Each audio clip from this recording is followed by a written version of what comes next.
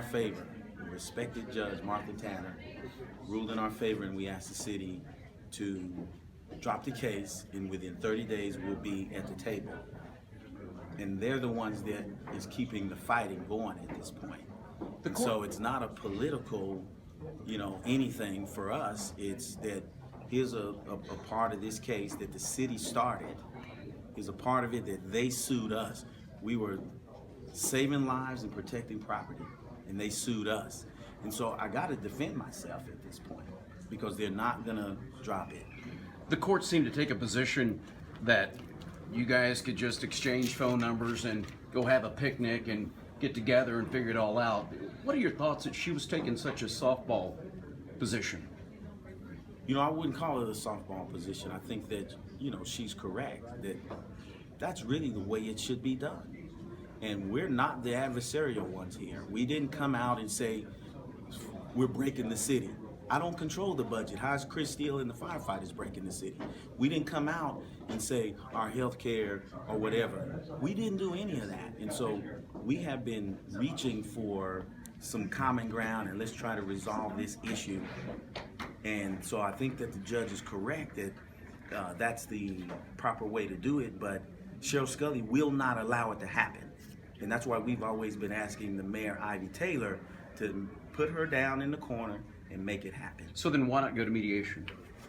Because mediation does not make it happen, and according to the attorneys, it doesn't apply in this case. You can't even do the mediation piece. So in the courtroom today, y'all's argument was, that you could be losing the city officials, and it makes getting depositions harder as time goes by. But your press release last night said basically that you guys wanted to depose Cheryl, depose Ivy, and then share those depositions with the public. So what? There's kind of an imbalance there. So is it about getting those depositions completed, or is it about trying to embarrass city officials, asking them difficult questions, and getting a video of them saying, "I'm not going to answer this"? So there was a time when we had a mayor named Castro, and nobody knew, and all of a sudden he's in D.C. The politics on the national level is heating up. There's rumors everywhere, so we don't know what's going to happen. The city has a history of an HR director last maybe about a year or 2 years, and then they get a new one. And so rumors there, things that are occurring, so you never know where these important people are going to be. This is the first time the city manager ever didn't have a contract in place before the new one came. We thought maybe she was going to be gone, and so there's things, and then look at Prince, my favorite guy. He just died all of a sudden. And so we don't know what's going to happen here. I don't know, what you speak of as far as those other things, but this is a legal case. And so in the legal realm, we have to determine. Your press release last night said that you want to expose these depositions to the citizens of San Antonio. So is it your intent to depose them, videotape that, and then make commercials out of it? No.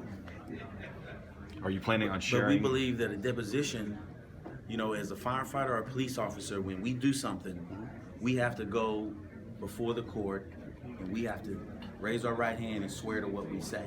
And we just think that the same standard should be with the mayor and with the city manager. When things happen, the city manager sends you Jeff Coyle or sends you Michael Bernard. And we just think that it's time that the city manager stands in front and that the mayor stands in front and answers the questions. What fruits could come of those questions in deposition to the city manager and to the mayor? There may be some fruits, there may not be any fruits. I'm just told that in the legal process, we have to go through that, and then that's part of how you develop your defense. Again, remember, they sued us. We wouldn't even be asking for this today if they hadn't have sued us. But I'm told that that's the process that you have to go through. We asked for a bunch of information on the healthcare costs because we know their costs are they're what they're putting out to y'all is not accurate, and so there's been problems there getting those things as well. So it's just a big battle at this point.